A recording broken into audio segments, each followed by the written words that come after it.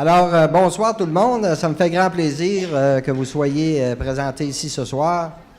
On voit que la cause de la santé et de vos finances vous intéresse et j'en suis fort heureux. Alors, bienvenue à tout le monde. Et encore une fois, merci d'être là. Vous allez voir qu'on va passer, je pense, une excellente soirée ensemble parce que par le fait même qu'on prenne la peine de venir s'informer, c'est comme ça qu'on peut prendre quelquefois des décisions pour être capable de changer les choses qui des fois, méritent d'être changées. Alors, le but de la soirée, simplement, là, c'est d'abord de s'informer de toutes les conséquences qu'entraîne l'installation des compteurs intelligents. Cette information nous permettra d'évaluer nos options, de faciliter la prise de décisions individuelles et collectives, et enfin d'amorcer une réflexion sur une proposition de plan d'action visant à faire changer les choses. Permettez-moi d'abord de vous présenter nos conférenciers et conférencières en la personne de Mme Marie-Michel Poisson de Villeray, de Mme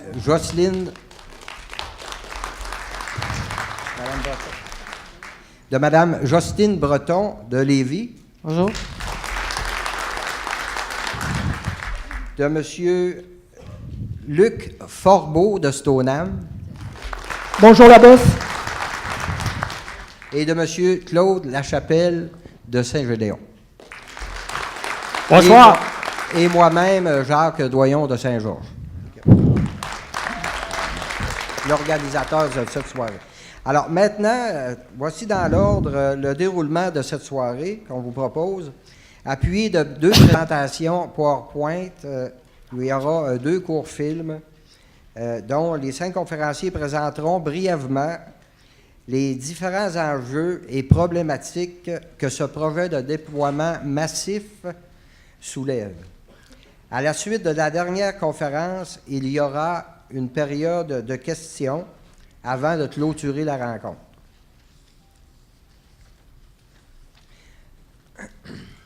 Alors, permettez-moi de vous présenter notre première conférencière en la personne de Mme Jocelyne Breton, présidente de Scripto Québec, une entreprise éditique et d'organisation d'événements corporatifs. Outre ses fonctions dans sa propre entreprise, Mme Breton a aussi œuvré dans les milieux de l'éducation et de la formation professionnelle. À titre de bénévole, elle est cofondatrice du mouvement Lévis refuse les compteurs intelligents qui a vu le jour en août 2014.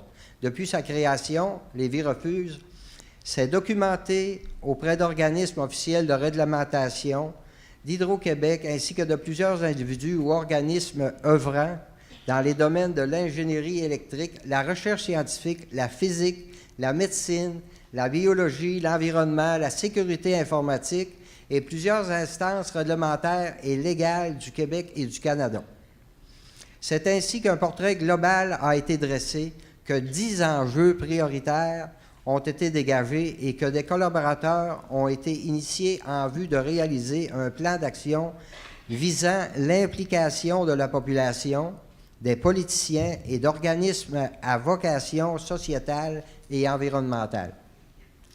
Alors, comme vous devez le constater, Mme Breton a un bagage énorme et c'est avec plaisir que je vous propose de l'entendre maintenant.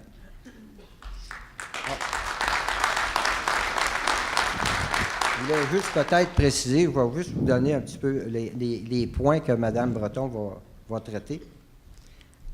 Alors, ce sera sur les impacts sur la santé, précision sur les symptômes de l'électrosensibilité, 10 enjeux visés par les déploiements des compteurs intelligents et comment différencier les modèles de compteurs, la surfacturation et les risques d'incendie avérés. Alors, place à Mme Breton. Je ne m'approcherai pas de ce micro-là parce que je ne vais pas utiliser le lutrin. Je vous remercie d'être venu. On est content de vous voir et puis on espère que la soirée va être instructive et intéressante pour vous, puis que ça va vous aider dans votre prise de décision. On va commencer dès maintenant avec les impacts sur la santé. Alors, l'hypersensibilité, C'est une des maladies les plus répandues qui se produit quand une personne est trop exposée aux ondes électromagnétiques qui sont produites par toutes les technologies sans fil. On peut dire qu'effectivement, on est envahi par les ondes. Les gens utilisent le Wi-Fi, ils utilisent le téléphone cellulaire. J'utilise un casque sans fil déjà présentement. Mais on a toujours le choix de refuser ces technologies-là ou de les utiliser de façon prudente. OK? Alors que le compteur intelligent qui va être accroché après toutes les maisons, lui, on n'a pas le choix de le refuser. Et c'est ça le problème. Alors, si on regarde les symptômes que ça peut... Parce que là, ça peut prendre 5-6 ans avant que vous sachiez que vous êtes atteint de l'hypersensibilité parce qu'on n'associe pas tout de suite les malaises qu'on a avec la maladie en réalité. Alors, si vous voyez les différents symptômes que l'on peut ressentir quand on est électrosensible, moi, ça m'a pris 6 ans avant d'allumer que j'avais un problème. Parce que je pensais que parce que je vieillissais, et ainsi de suite. Jusqu'au jour où j'ai décidé de couper le plus possible les émissions des ondes dans ma maison, puis que je me suis aperçu que ma santé revenait, que mon sommeil revenait. Je n'ai pas dormi pendant 7 ans à cause de ça. Alors, c'est pour vous dire jusqu'à quel point ça peut aller. Une personne qui souffre d'électrosensibilité, ça se manifeste comme une allergie. Plus qu'elle est exposée, plus que les symptômes s'aggravent. Et c'est irréversible, les effets de ça, parce que tant que vous allez être exposé, si vous en allez dans le bois passer un certain temps, vous ne sentirez plus les malaises, mais aussitôt que vous allez revenir en ville, où est-ce que c'est qu'il y a plein d'ondes qui circulent, vous allez retomber malade en dedans de quelques jours.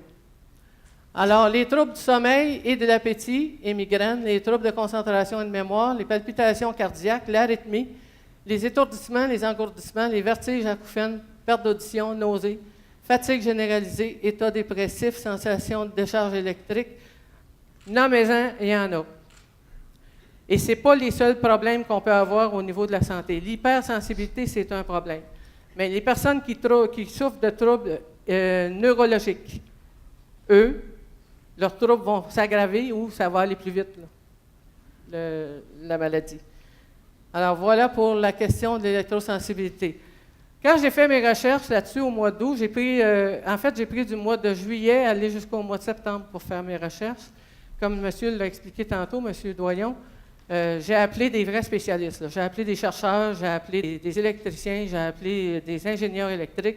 J'ai appelé tous les mouvements qui sont déjà partis depuis 2 ans là-dedans pour essayer d'aller chercher la documentation. J'ai même appelé chez Hydro-Québec pour avoir les informations qu'eux donnaient.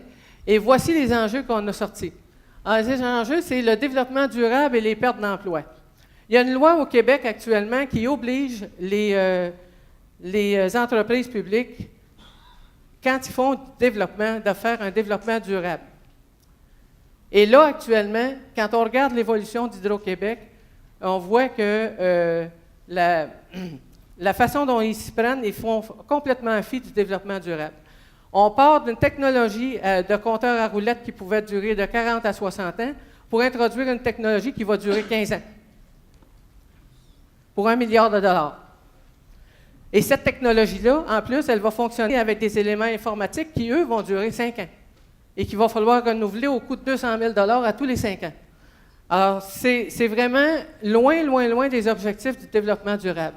Les pertes d'emploi, ça représente, si jamais Hydro-Québec réussissait à introduire les compteurs intelligents partout, ça représente à peu près 800 emplois chez Hydro-Québec, à part des emplois qui sont reliés indirectement à cette technologie-là. Il y a le droit de retrait qui est inéquitable. Ça, il y a quelqu'un qui va vous en parler tantôt.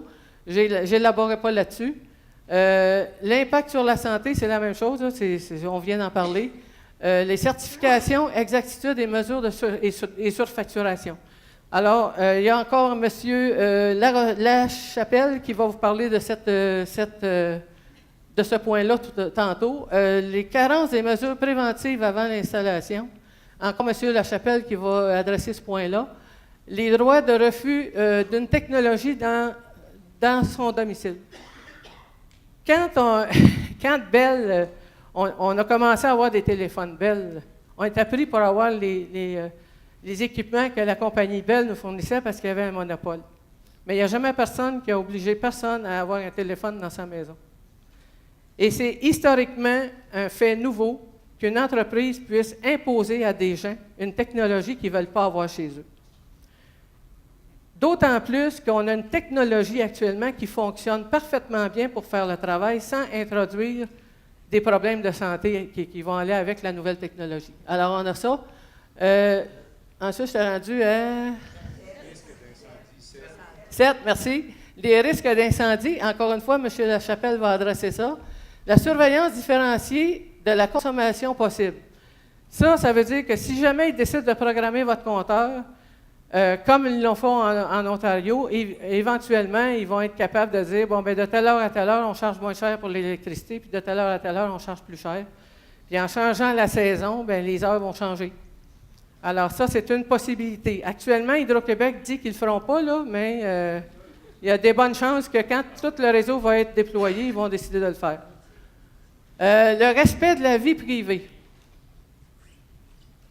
Le respect de la vie privée, c'est que là, on entre une technologie qui est capable de déterminer, avec la puce Zigbee qu'il y a dedans l'appareil, quel appareil est utilisé dans la maison, en autant que c'est un appareil assez récent pour avoir un dispositif de domotique. Alors, ça aussi, il y a quelqu'un qui va vous revenir là-dessus. Le respect de la vie privée, la sécurité informatique et les certifications internationales. Il y a des certifications internationales qui sont reconnues à travers le monde, 50 pays au moins. Et ce qu'on se rend compte, c'est que les appareils d'Hydro-Québec n'ont pas été certifiés ou ne répondent pas aux règles de certification de ces appareils-là. Encore là, il y a quelqu'un qui va vous parler des certifications du Code du bâtiment tantôt, mais pour la certification informatique, là, ils sont complètement à côté de la traque. Les modèles de compteurs et les caractéristiques. C'est important de savoir les démêler, les compteurs, parce qu'il y a un langage complètement, un fouillis dans le langage pour les identifier. Fait qu'on va vous les présenter rapidement. Alors ça, c'est le compteur à roulette, le bon vieux compteur qu'on avait, qu'on a toujours eu. Et ce compteur-là, bien, comme vous voyez, c'est un compteur qui est sans danger, qui fonctionne, qui est fiable, qui est reconnu par Mesure Canada. Il n'y a aucun problème avec ce compteur-là. La fiabilité, aucun risque d'incendie, jamais eu un incendie avec ça. Les montants facturés restent stables. On n'a aucun problème avec ça. Alors ça, c'est le compteur habituel. Vous voyez qu'est-ce qu'il a l'air. Maintenant, à partir de 2004, Hydro-Québec a commencé à introduire ces compteurs-là. Ce sont les compteurs e-tron C1SR. Ça veut dire que c'est un compteur qui est capable de communiquer à peu près à 500 mètres de chez vous, là, pour que quand il y a un camion qui passe dans la rue, il est capable de prendre la lecture à distance. Alors, c'est un compteur qui n'est pas intelligent, mais qui est communicant. OK? Alors, en étant communicant, il émet des ondes à toutes les 2, 5 secondes, 20 secondes, dépendant du modèle. Et il est néfaste pour la santé de la même façon que le compteur intelligent, mais c'est juste que c'est moins étendu, c'est moins... ses effets sont plus réduits, on va dire. Non? Ils ne sont pas plus réduits? OK. Tu en reparleras tantôt. C'est beau. Enfin, ce compteur-là, il émet de 2880 fois à 43 200 fois par jour. C'est du stock, là. Ça n'arrête pas, 24 heures sur 24. OK? À ce jour, on n'a pas vu de risque d'incendie rapporté sur ce compteur-là. Ça ne veut pas dire qu'il n'y en a pas. OK? Ça, c'est le compteur qu'ils veulent vous placer. Compteur Focus AXR SD. Lui, il a un rayon d'action d'à peu près 3 km. Il va communiquer avec toutes les antennes relais, il va communiquer avec les modems, et il va communiquer avec les compteurs de vos voisins, puis il va communiquer avec les prises de courant, ce qui est branché dessus dans votre maison. Fait qu'autrement dit, vous êtes complètement entouré d'ondes avec ça. Monsieur Forbeau va tantôt en parler plus longuement de ce compteur-là, parce que c'est vraiment important que vous sachiez comment ça fonctionne. Ça, c'est le compteur non communicant que Hydro-Québec vous offre comme option de retrait. C'est un compteur e-tron C1S. Alors lui, présentement, ce qu'on en sait, c'est qu'il n'y a pas la capacité de calculer l'électricité de la même façon que le compteur intelligent. il se rapprochera plus au niveau de l'exactitude de la mesure là, du compteur qu'on avait avant, compteur à roulette. Maintenant, lui, il y a un coût associé à ça. Ça coûte 15 $ si vous avez reçu votre lettre et que vous avez répondu dans les 30 jours de la date de la lettre. Ça va vous coûter 15 $ pour l'avoir, puis ça va vous coûter 5 $ de frais de relève. Il va y avoir 3 relèves par année. Vous allez payer 5 $ par mois pour avoir les frais de relais. De relève, pardon. Oui, mais ils prennent déjà, madame, les relèves. Pardon? Ils prennent déjà les relèves. Bien, c'est ça, j'allais vous dire. Alors, ce qu'il faut savoir, c'est que dans votre facture, il y a des frais de redevance. OK? Ces frais de redevance-là, ils comprennent la relève et ils comprennent le remplacement des compteurs, l'entretien des compteurs et tous les services qu'il y a autour de ça. Et vous payez 40,64 $ par jour pour avoir des compteurs qui sont remplacés quand c'est le temps et qui sont relevés 6 fois par année. OK? Et ça, ce montant-là, il n'a pas été enlevé de la facture. Ni pour ceux qui choisissent le compteur intelligent qui n'a plus besoin de relève pantoute, ni pour ceux qui ont choisi le compteur qui vont être obligés de payer encore un surplus là-dessus. Fait que c'est comme vous payez 2 fois la même chose. OK? Fait que c'est ça. Ça, c'est les trois modèles.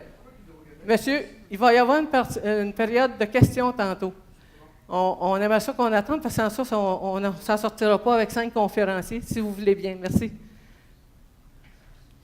Alors, les impacts des compteurs intelligents sur la facturation. Avec les nouveaux compteurs intelligents, Hydro-Québec change la donne sur la façon de calculer les coûts de la consommation, qui inclut dans les frais que je viens de vous parler, les frais de redevance. Alors, vous avez 5,90 $ par jour pour l'acquisition, l'installation et l'entretien des compteurs. Et vous avez 629 $ par jour pour la relève. Les frais de gestion et les mauvaises créances, puis les frais d'administration constituent le restant du 40 cents. Compte tenu qu'Hydro-Québec retire le service de relève manuelle des données pour ceux qui acceptent l'installation du compteur intelligent, je viens de le dire, donc vous allez payer pour quelque chose que vous n'avez pas besoin d'avoir.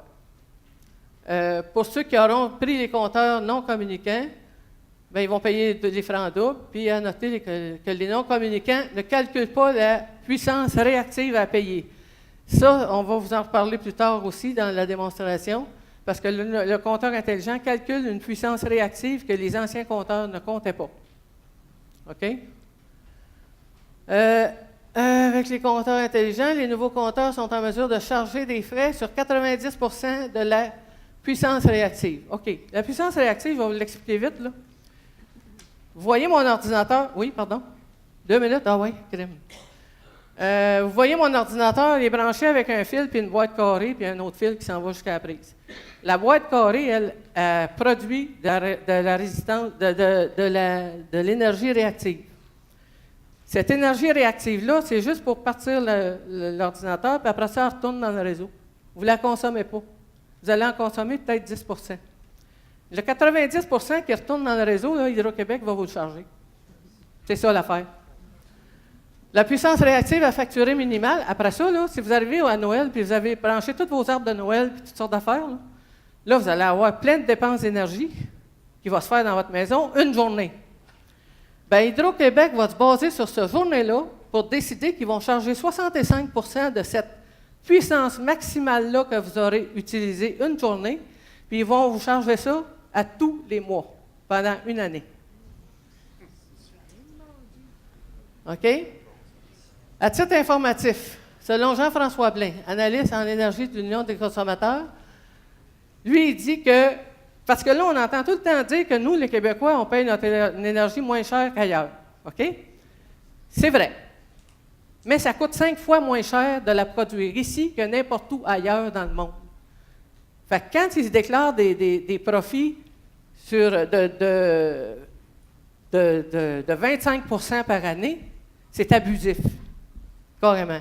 Et en plus, la clientèle résidentielle paye ses droits au complet, alors que les 12 plus grosses entreprises au Québec ont le droit d'avoir leur électricité au prix coûtant. Fait que le prix que la grosse entreprise ne paye pas, là, ils vous le refilent sur votre facture. Oui? OK. On va essayer de passer vite. Les impacts des compteurs intelligents sur la facturation. Je pense qu'on a fait un peu le tour. De toute façon, vous allez voir sur notre site, il y a plein d'informations. Ça, on en a parlé tantôt. C'est beau. J'ai fait le tour. Alors, merci, Mme Breton.